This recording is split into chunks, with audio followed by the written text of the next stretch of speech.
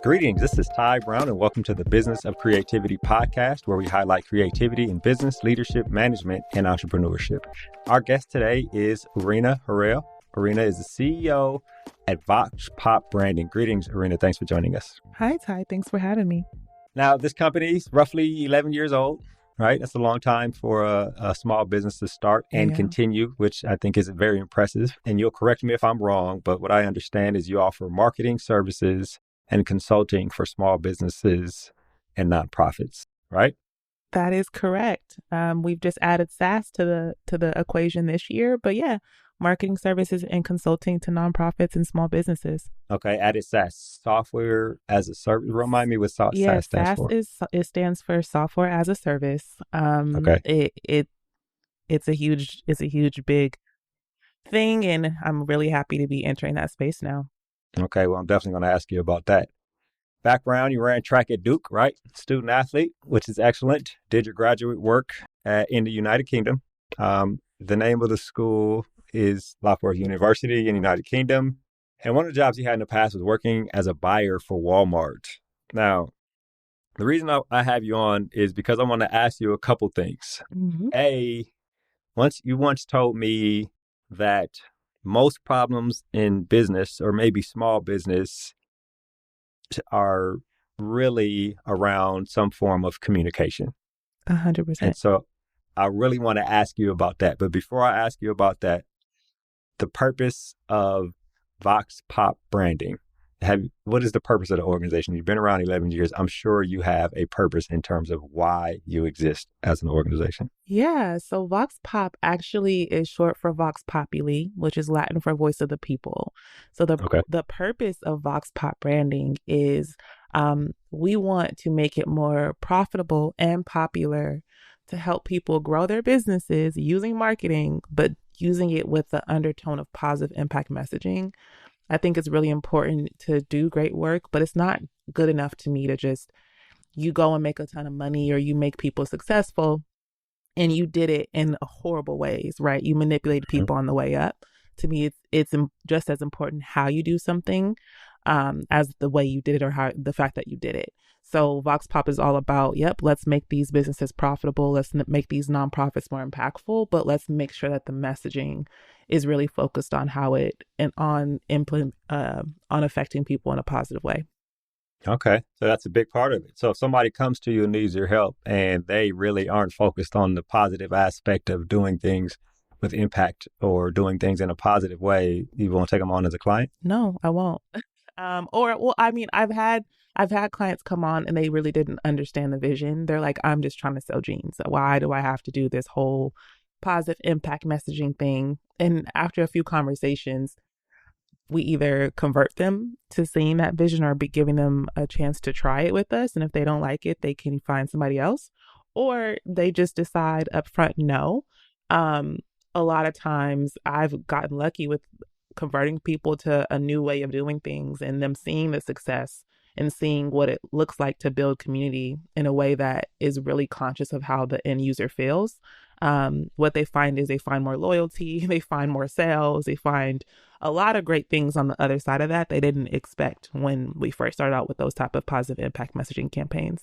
I find that interesting.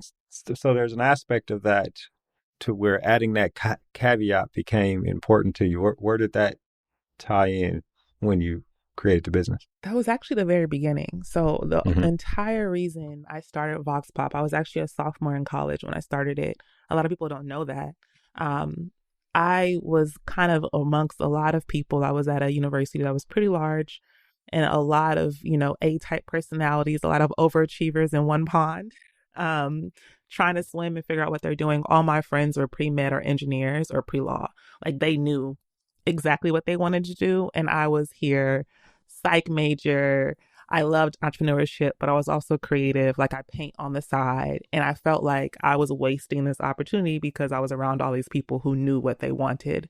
Long story short, I end up doing a project that has you go out and interview different business owners and careers you think you want to do. And that really helped me quickly realize like half the stuff I was thinking about going into psychology, going into all these different things was not for me, even though that was my major. I realized that, you know what, marketing may have been the interception of all those things. And I tried it out. And what I realized in that process too was like a lot of what I understood marketing to be. I started reading books and best practices, and everybody talked about separating people from their money as fast as possible. But nobody talked about like giving back or how those messages were affecting people. This is also the same time that social media was getting really, really concrete. And businesses were starting to realize the utility of social around this time too. So we have now social media is being monetized. We have me reading these books about how marketing impacts folks and how your goal is just to like, no matter how they're feeling, take their money basically. And I was like, this is not what I want to stand for. I like this Right. career. I like this industry, but this is not my vibe.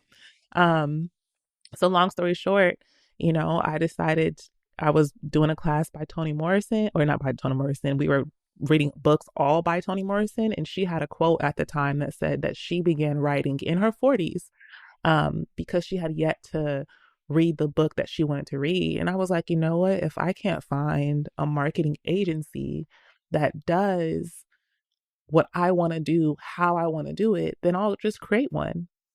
So that's what happened. And then this is before NIL deals. You mentioned I was a student athlete, so I had to create a business under a different name because I legally could not keep my scholarship and have it under my name. So that's why it was at the inception. It was the core of me not liking what the status of the industry was. In business, many successful businesses are solving a problem as opposed to just selling a good idea, right? And I guess the problem you identified was that helping people to communicate better without the positive message could be problematic. Tell me what the problem was you saw. Yeah. Was it just a lack of this type of business, or what problem did you see out there in the world that you felt like you were solving for, other than your want to to use positivity in messaging? Yeah, I will say that I was so early in the process of understanding even how a business worked that I didn't get that far. I just started based on what I wanted to do. I wanted to be in this space. I know that businesses have products and services, and I know that they need to be amplified. So my problem was a tried and true problem. Everybody knows this problem exists. Right. It wasn't until recently that I reversed into, after 11 years of business, that I reversed into a more robust problem, which is where that SaaS thing comes in. But realistically, what I saw was a problem for myself. Right. That I wanted to, get in on it and figure out how I can navigate it while I had the safety of a dorm room and meal plan before I had to enter the real world. Yeah, it's interesting. Even if we go a little deeper with that, even if in the beginning you didn't see it as you're solving a problem, you saw it as a good idea and you started executing on it. At some point in the first 2 or 3 years, it seems like the problem would actually start presenting itself. Like these companies don't realize that positivity or being positive probably could help them even better than just a marketing type consultancy. Yeah. I wonder, was there an inflection point, or was there a client where it kind of solidified that, okay, this was a problem that a lot of people don't deal with in addition to my good idea, and this is actually working?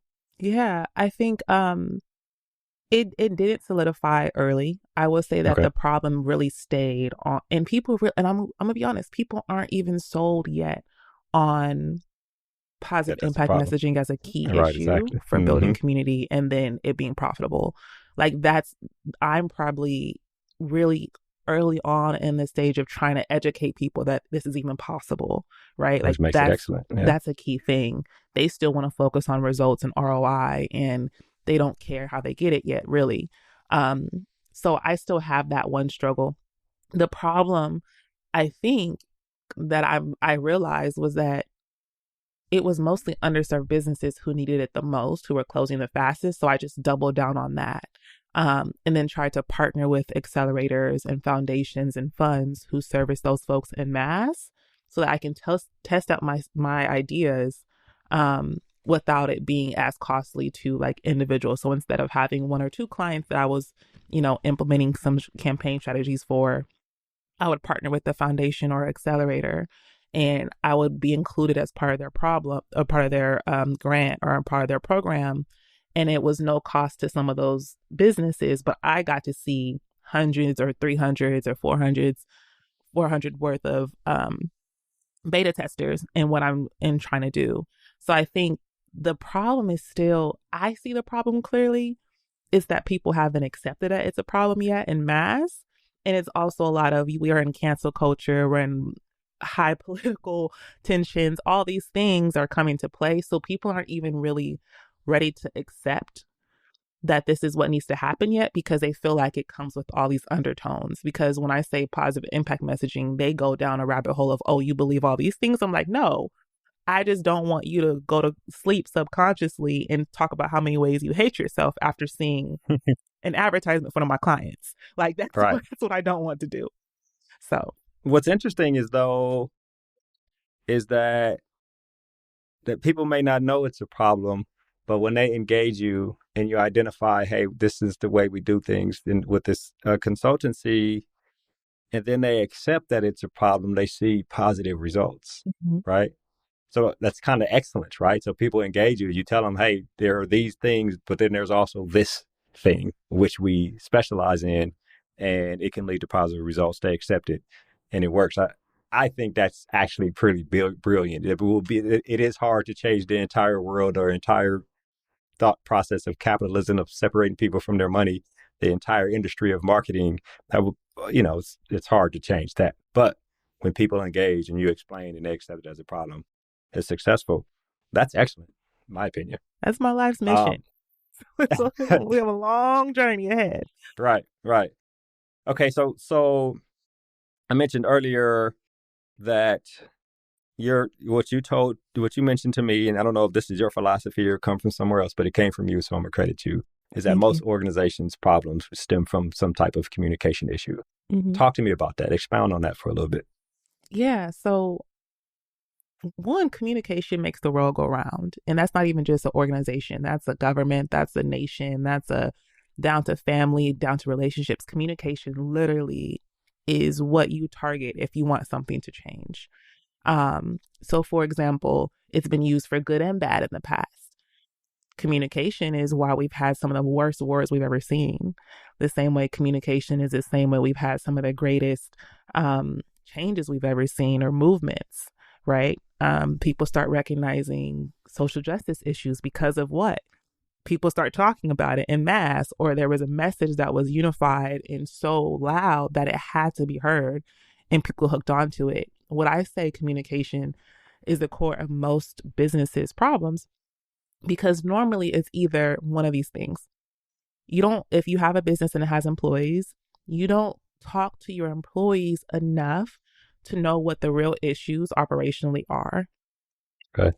And if you do talk to them, you either talk at them or you don't listen to them to know what those issues are. Conversely, maybe employees don't talk to leadership enough to know what their real goals are. They just are doing the task and ticking off the boxes they've been given, but they don't see how it fits into the big picture of something, which is where a disconnect will happen. Even if communication around a mission is like, let's say everybody loves the organization, but the boss says, I need you to create me a website, do this social, HR needs you to do these 5 things, and that's it. The CEO knows why he's asking for these things, but the people who are doing them don't, and they're just doing it in their silos and not understanding, okay, but what's your actual goal? Like, what are we Right. trying to get to? Because the CEO hired other people for a reason, because he's knowledgeable, but he's probably a really good bird's eye view person, and he doesn't always know the best way to get through the neighborhoods or navigate the streets, right? Mm-hmm. Yep. On the other side, if a business is struggling with like sales or revenue, that's a communication problem, because they don't understand what their customers want, needs, or their experience. There's something that's not right. Something's not being communicated properly. Or if they have a high churn rate or a lot of customer dissatisfaction, either they're not properly communicating what they offer to their customers and their clients and setting the right expectations, or they, again, don't understand what their customers or clients want. Yeah. All of it goes back to, is there understanding, and that understanding takes communication. Let me see if I can rehash, because I think it's pretty excellent, right? A, leadership of the organization is not communicating well with the people who, well, let's talk in 50,000 feet and the people who are doing the work, right? People who are at 50,000 feet building strategy are not communicating with the people who are doing the work about what exactly is happening and how things can improve within the organization or what's happening on the ground or in the weeds. And then next is the people who are doing the work are not communicating with leadership, meaning leadership is spelled out. Leadership may have spelled out what they want to happen, spelled out the values and the purpose of the organization, try their best to create and maintain an environment that people want to be a part of. But the people doing the work are essentially just doing the job and not talking about how the job is affecting the customers they interact with, affecting them themselves as employees, etc. down the line. Next is the customer, either the company or leadership in the organization or whatever. The company is not communicating well with the customer in terms of knowing what the needs and wants of the customers are, or I forgot the last thing. Remind me again. Yeah. So either they're not communicating or hearing from their customers enough to know what the needs and wants are and not meeting those needs, or they aren't communicating to the customers exactly what they offer in a way that sets the right expectation. Like you can't be Taco Bell offering and they think they're going to get a burger. Right. Exactly. Yeah, I think those are four things that are excellent. So based on your philosophy, everything is rooted in all those things. I mean, most problems you have found over the last 11 years are rooted in those things. And so my assumption is that as a consultant, the solutions you provide are also rooted in some form of those things, correct? Yeah. When did you realize that? Like, when did you realize that this communication is the root of a lot of things within business? I'm a systems person, so I pay attention to patterns. I have data on every task and how long it's taking me to do it since the first day I started. So I could see and I would pay attention to where things would break down. And it was always, someone didn't know the big goal, or I just noticed, I was like, it was always a communication issue. It was never that people just didn't want to, nobody just doesn't want the end result, because the end result, whether you're an employee or CEO or customer, you're incentivized to make it work. So people usually tell you or ask you what they need. It's understanding it or not, or understanding where that fall through goes. And I was just thinking about like, okay, who has the best systems? The best systems realistically for me, like as far as a service goes, are like fast food restaurants. And the reason why I say that is because so much information has to be relayed from one person to the next, and then it has to be processed in a very quick, we're talking about like 5 minutes, that multiple parties have to communicate. And I was like, wow, whenever something's not right, it's always what? A communication issue. And there's so many systems in place to keep communication from getting lost. Can I repeat your order to you? Can I do XYZ? Did you know that comes with this? This is an upcharge. And I realized that process, it works really well. It works more than it doesn't.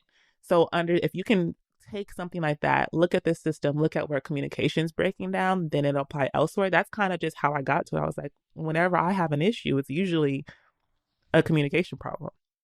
Yeah, I think that's excellent. And that's assuming that all parties involved are operating under the best for the parties involved, meaning they're not stealing, they're not crooked, there's no immoral things going on. Yeah, right? And if you go down even those roads, sometimes it is still a communication issue. They didn't communicate they didn't communicate what they actually wanted.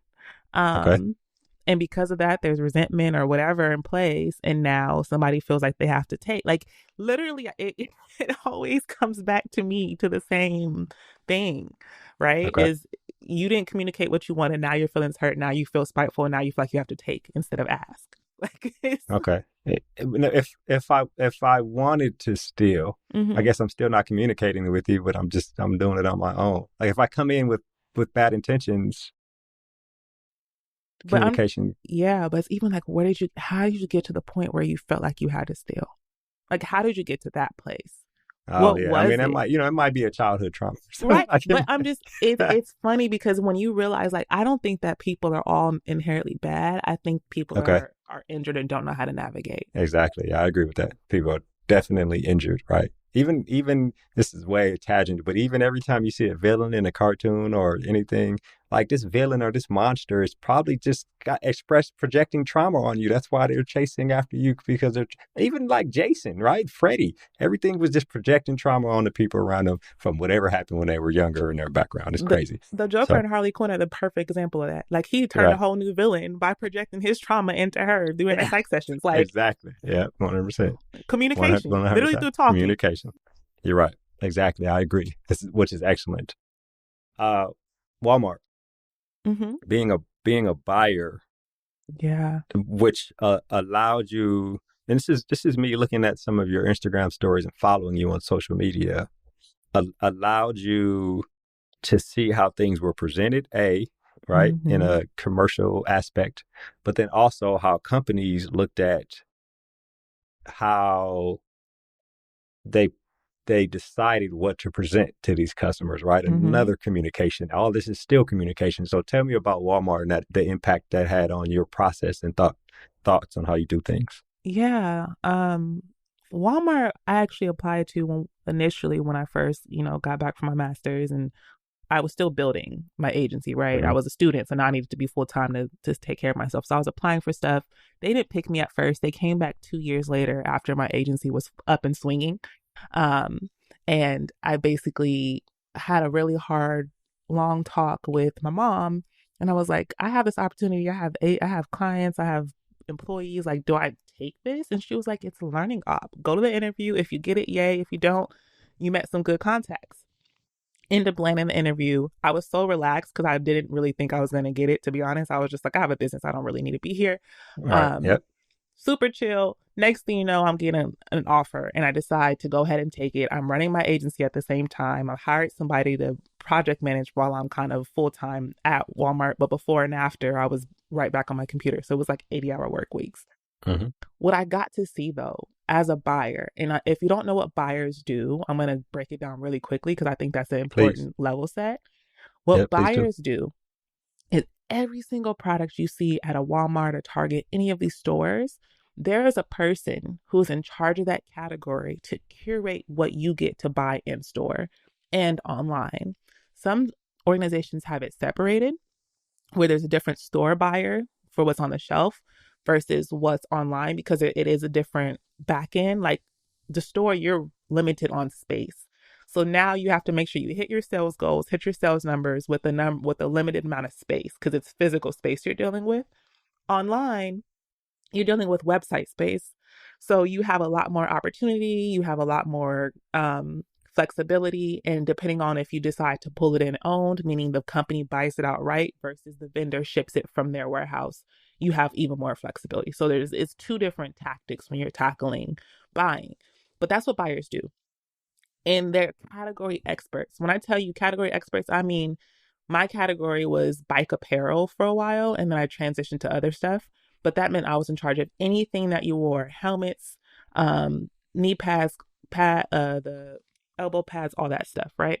Yep. What I learned in that process was one, how to optimize things like a website page from a brand perspective.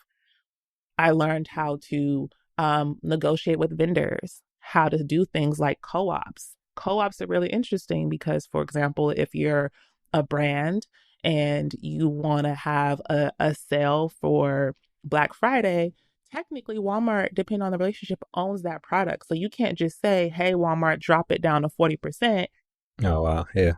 and not tell them, because then they're going to be looking at you like, well, our products didn't sell, you affected us, we have an agreement in place. So you say, actually, I'm going to, instead of you paying, because you don't pay up front most of the time, I mean, they don't pay up front, they pay like 90 days after they have their product in hand.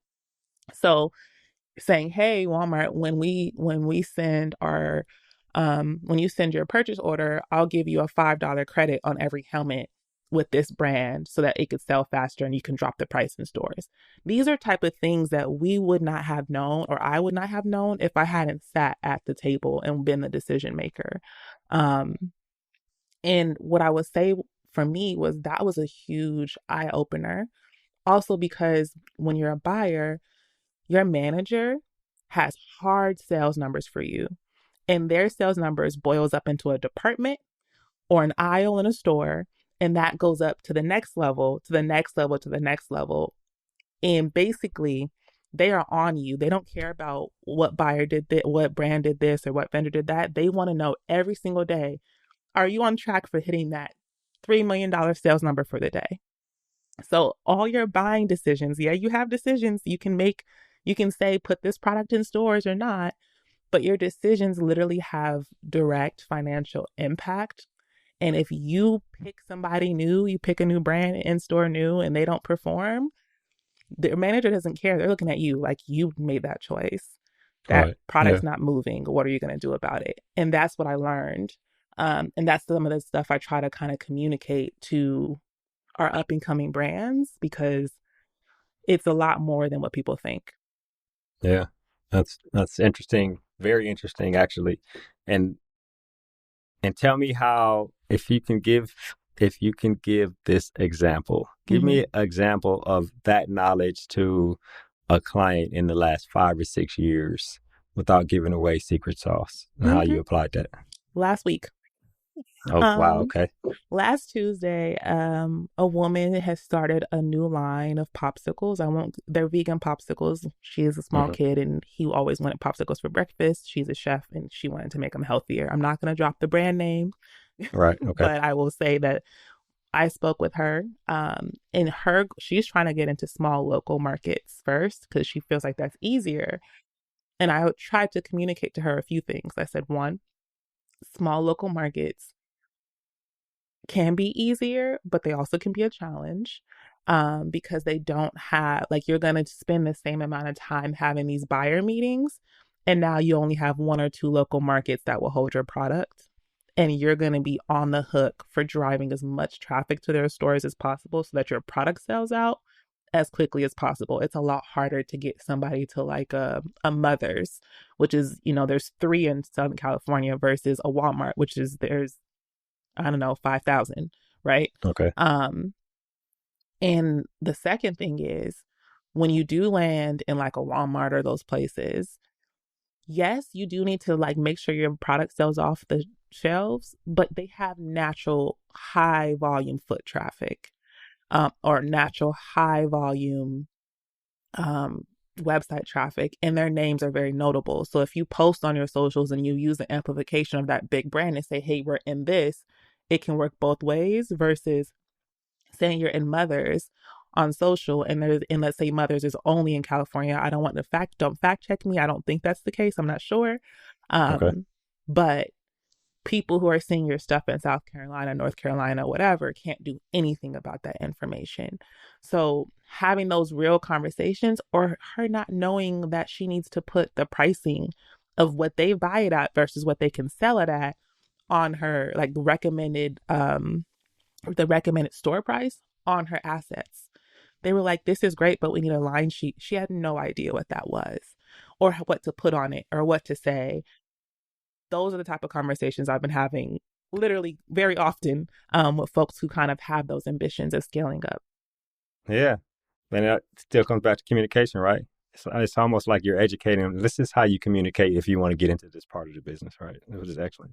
Exactly. And what you need to think about, or the fact that you don't get paid for 90 to 120 days. So you have to Mm-hmm. create and manufacture all of this stuff. And if, let's Yep. Take on say, that financial burden. let's say she does get, a Walmart next week, and they say they want her in all 19,000 stores and they want 300 packages in each, she now has to Yep. manufacture that before seeing a dime. And which is interesting. Do you help people with that part of it too? Help them find financing to be able to do that? Or is that a problem that is not part of your I service? have great people I refer them to. I can tell them Okay. what I've seen done, but I am not a financial advisor. But I will you not make the take reference, right? I responsibility. refer you to. Yeah, I get that. Which is super interesting. I asked you a few questions here before we wrap. I want Mm-hmm. to know about challenges in being an entrepreneur and running Mm, things. You mentioned when you worked at Walmart, you work 80 hours a week. Now, I'm a former football player and I worked with football coaches for a long time, and they work in 80 and 90 hours a week. And some of them have very real health problems because of the work they put in yeah. to do the work they do. So, but I wonder about what challenges either with clients or challenges in terms of being a person who's a CEO of their own company? Yeah. I will say that the effort and the intent to take care of oneself is and prioritize oneself is a need. That has Coming from probably been a my former biggest, student athlete. yeah, and that's probably been my biggest challenge. I've had um people near and dear to me pass, and I still had to keep working. Like I literally, my I don't want to say this for anybody to feel bad, but my father passed last year, and I literally the most I could do was I was like, okay, I'm gonna send a text out to everybody who needs to know who I'm working with directly, who like the ones who call my phone, and I said I need a week, and that's the maximum I could take, and I was still getting calls by Wednesday, and it happened on a Wow. Sunday. And I think that is the hardest because when you are the CEO or the founder or the buck stops with you, quite literally, um, you're never off. I take Sundays off, quote unquote, but like even my brain is still working on whatever's going on. You're never off the clock. It doesn't matter if you're sick, people passing. That's probably been the hardest thing. And then trying to find spaces to renew your mental spiritual energy so that you can continue to do good work, because when you're not right, everything suffers. Yeah. um I usually, with the times I have like lost clients or things happen, it was because I had worn myself down and not delegated enough, and the quality suffered. So now Right. that's a big priority for me, and that's been probably my biggest challenge amongst the regular like needing capital and all that stuff that comes along with That's all the things that entrepreneurs usually entrepreneurs deal with, right? experience. But yeah, the health thing is So big. so here's a question along those lines, Mm-hmm. and I'm all my parents are gone, mother, father, grandparents, everything. So I have empathy and I can Yeah, feel your pain when you talk I'm about dealing sorry with for that. that. But here's a question for you, especially you being a former student athlete, right? One thing I've been working on in my other hustle is I'm a leadership communications coach. Mm-hmm. And what I do is help people understand, articulate the story of who they are in the context of what they do. Mm-hmm. And it stems from being a former athlete myself. One thing that athletes suffer from is when they transition away from being a competitor is they don't understand who they are versus what they do. A lot of an athlete's life is caught up in what they do. So when they talk about who they are, they say, I'm a football player, or I run track, and you know what I mean? And that's how their identity. So then when they don't do that anymore, it's hard for them to understand the difference in who they are versus what they do. I wonder about that as the CEO of your own business, because I'm also a CEO of my own business, Mm-hmm. and the lines are blurred, right? My thing is making people think by asking questions. I don't know how to separate curiosity from what I do because it all blends together, but I wonder about that for you in terms of the hours you put in, the stresses, what you have to sacrifice and what you have to prioritize. Is there an aspect of that similar transition from being a student athlete to being an entrepreneur to understanding who you are within all those steps in life to now as a CEO? Is there a separation? I am Urina Harrell, and I am the CEO. Urina Harrell versus CEO, two different people. Or have you delineated the two in terms of what you've been doing, Ask me especially again in a because you've been year. doing it for a big part of your life? Ask you in a year? I'm just kidding. No, I think again, this is I tend to be a maverick on issues like this. Okay. Um, the whole the work life balance stuff that you see and all that, like to me, I realized it was a futile mission. Like I just Mhm. had to accept that I am now Urina Harrell, the blah blah blah blah blah. Okay. Um, and by doing that, though, it has opened me up to this because remember, I always say it's not just what you do, it's how you do it. And I want it to be positive and impactful. So, in that mission, me trying to separate it, I was like, you know what? I'm going to be these things, I'm going to do these things, but then I'm going to start sharing the human side of all these things on entrepreneurship journey and what's going on. And I even like jokingly call myself the entrepreneur bestie now, because Hmm. what I've decided is like I'm gonna stop trying to separate it so much because it's so hard, and I'm just gonna go the easier route, accept it all, and say Lorena Harrell, the CEO of Voxpop Branding, who does all these things, needs a break, and this is what her break looks like, Hmm. or she needs family time, and this is what her family looks like and what they mean to her. And I realize that that's probably where I have to go to, because trying to make them different people, I feel like the more we try to separate it, the more we remove humanity from the world of business. And my whole like internal mission in one sentence is returning humanity to the world of business. Like I want to return it back. So by doing that, I need to keep all those titles that people see and then start showing the display of vulnerability and humanity all at the same time. So I've just decided to keep it. It's one big person and we'll figure it out. Right. Okay. So and leaning in a little bit, work balance isn't necessarily where I was going with that. Work life. I work college athletics adjacent. That doesn't exist, right? You know, you just do what you do. But what you said there, I think, is important because I kind of live the same way. When somebody asks me how am I doing, I always find myself answering the question in the context of business, of the business that I do.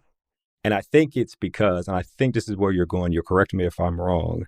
I think it's because when I lay out my core values, one of them, as I mentioned earlier, is curiosity, right? Mm-hmm. And everything I do is stemming from the ability to make people think by asking questions, which ties back to my core value of curiosity. And that's who I am. Mm-hmm. And so if you are in a position to make the work you do a part of who you are, there's necessarily a need to separate the two. Because even if I gave up on all my little hustles and business pursuits and went to work for an organization, I am probably going to still operate with curiosity and ask questions of the organization to make them think of how they can execute their goals at a higher level. So it's still the same. So it sounds like that's what you do when you implement this positivity in messaging and implement that to create a better impact in the world and not just, as you use, separating people from their money. It's all intertwined. And it sounds like that's a conclusion that you have arrived at. It's just sometimes you get tired and you need a rest. Yeah. Am I wrong in that assessment? No, that's spot on. I just think that to me, it's kind of like when, and I know a lot of celebrities wouldn't like this, it's like when a musician or artist wants to be separated, like them the creative versus them the human. I do get it. Right. I get the desire, but I also think they are what makes the creative, right? Like you're not just a robot or a robot suit. You're not Iron Man. You don't just step into a suit and then all of a sudden, you know, that one piece is just what you created by itself. Like you are, like your experiences are driving the music. Your experiences drive your tenacity. You're all those things that you can't separate it. That's why student athletes are who they are. When you mention it, like we have had to accomplish or come over so many battles, and battles could be meets, games, whatever, that we've learned certain attributes that we can't help but keep with us. So to try to separate that wouldn't make sense. So I think that's exactly it. It's just, I admire people who kind of want to, but I just realized that my reality is to be on the mission that I want to be on. You have to see the entrepreneur and the human who also paints on the weekends. Like you have to see both. So I agree. I think there is an aspect there of understanding who you are. And that is where a lot of people fail. Because when they lose they break a leg and can't compete anymore, because when they get fired from their job, they haven't done the work of defining and articulating, understanding who they are so that it's not the worst thing in the world. You sound like that or some iteration of that happened early on in college or in life to where you were able to understand who you are. So as you move forward in this business, the business is going to be intertwined with who you are and what you do. That's the part, though, I think most people don't do is... They think that they are what they do. They think they are what they do, as opposed to this is who I am. So what I do, I'm intertwining what I am in what I do. Does that make sense? Yeah. There's a difference there. And that's where I think people have a problem, which, like you, the problem I'm trying to solve is that, right? Yeah. People don't understand cannot articulate who they are and then articulate that in the context of what they do. And so that's what I try to do with workshops and communication and podcasts and video interviews and all those types of things, which I think is excellent. All right, so last question, and then we'll wrap. Your latest product, latest offering, we'll say, software as a service. Talk to me about how that ties into marketing and consulting for small businesses and nonprofits. Yeah, working with foundations and accelerators, I know I mentioned that earlier. I got to Yep. see en masse the needs of founders, specifically underserved founders. What's going on? What's keeping them? What's causing them to close their doors, or what keeps their doors open? Um, and marketing is amongst the top three reasons why 70% of businesses fail in the first 5 years. It's Hmm. cited. Like, this is Yep. what has been published in numerous research, and reports and data. And what I realized was the problem is marketing is very labor intensive. Um, and because of that, it becomes very expensive. Some people charge more than others. And if I wanted to increase access to the people I say I want to serve, and if I have this big mission of getting people on this positive impact messaging wave, um, I need to start sooner than later, because what I found is most success I get aren't with companies who are already doing really well. It's one with the ones who are willing to, they're just kind of starting and they're willing to try almost anything. And that's kind of where I need to reach them, for this positive impact messaging push. But again, they don't have a lot of capital. So how do I reach those people, still stay afloat, still service them, etc.? And what I came to with, the AI development and technology, I just spent 18 months figuring out how I can do what I do, scale it up in a way that allows me to work with those folks, but not break the bank. So now we have different tools and things that we use internally to help scale up our own services for our done for you products. But we also then allow folks to do it themselves by just, paying and subscribing to use the same stuff we use. Um, they won't get the strategy, so they don't have the as much expertise, but at least they have access to the stuff we're using to make things more easy and expedited. So that's kind of the SaaS part. My agency is now very much so service plus SaaS. So we have the service and we use the SaaS to scale it up and charge more affordable prices. But then if you're just not even there yet, you're straight up SaaS. You're just going straight for it, and trying to figure it out how you would have figured out anyways. And the truth is, there's not a lot of uh folks who look like me doing this in this space. So giving another opportunity for them to see, like, hey, I started out just like you and now I'm entering the tech space, basically, Yep. is kind of where I'm at. Is that to help me further understand? Mm-hmm. Are there uh, set of defined problems? And Mm-hmm. so if somebody wants to use this SaaS, they come Yeah. in and identify what they believe their problems are, and then receive solutions based on So yeah, so all the basically, inputs. Basically, put in a bunch of inputs and then receive solution based on those inputs. to summarize, because I'm so data and system centered, I have all this data for the last 11 years, and I have Hmm. figured out what are the key things that will actually help somebody gain traction if they're just starting, or Okay. depending on where they are. I've put those into packages. Um, and from a agency standpoint, we just say, hey, you can subscribe. Here's what we do for you every month. Here we go. And then we're using on our back end the same SaaS technology to scale this up. And then a human is making sure that the quality is good and rolling it out and developing the strategy. On the SaaS side, we know those same things need to be done. And that's what we have created. So we have things to help people create websites, help people create social, help people put together reviews. Or let's say you're a plumbing company and you don't have time to answer the phones and be underneath the sink. We have now software that makes it easier for you to, for if people call you and they miss their call, they automatically have a system going back to text them and nurture them through while you're still working on sinks. Right. Okay. So that's kind of the stuff that we have and that we leverage and that we've seen work, especially for like the mom and pop stuff people. I think that's excellent. I wonder about if there is. I guess this is when they pay more to get the person right. Mm-hmm. Is assessing if what they think is the problem is really the problem.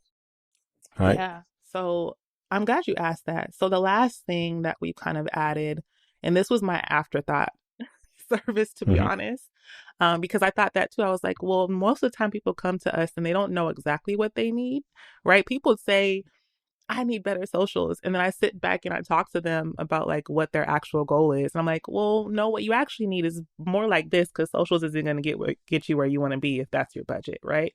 Um, so what we now have is like a pay-as-you-go system, and it's kind of similar to like these unlimited design farms. They basically have people now who out there, if you want to request a design, you can, and you pay a flat fee and you make an unlimited request, but they work on one request at a time. So our pay-as-you-go now is very similar, but instead of just being design, you can get marketing strategy, you can get all these different things. So if you pay that monthly subscription, you can make a request to say, hey, I need a marketing strategy for my business, or I just specifically want one for this summer campaign. I don't know what to do. We'll tap in. It's at as low as $8 a day, which is extremely affordable. We'll tap in and we'll turn around within the time that we specified based on, your package, and we'll help you out. So that's how we've kind of addressed that issue. Simply because, it's hard, but I will say a lot of folks, they come and they are even if they don't know what they need necessarily, or they come with something that is not the solution, you usually still have to give it to them because they're convinced themselves that they want that thing. And then later, after they've gotten the service and you already did the I told you so, now they're willing to kind of see what else is available to help them reach their goals. That's hilarious. Well, Urina, it sounds like you have had and still have and are going to have a good thing going with the services and products you provide to your clients. I really appreciate you joining us here on the Business of Creativity podcast. Yeah, thank you so much for having me. What you're doing is great. Allowing folks to tell their stories and using your gift is an amazing thing to do. So thank you so much, Tai. Yes, ma'am. That was Urina Harrell. She is the CEO at Vox Pop Branding, which offers marketing services and consulting for small businesses and nonprofits. And of course, I am Ty Brown with the Business of Creativity podcast. And keep in mind, the role of a leader is to create and maintain an environment that people want to be a part of. And as always, be better tomorrow than you are today.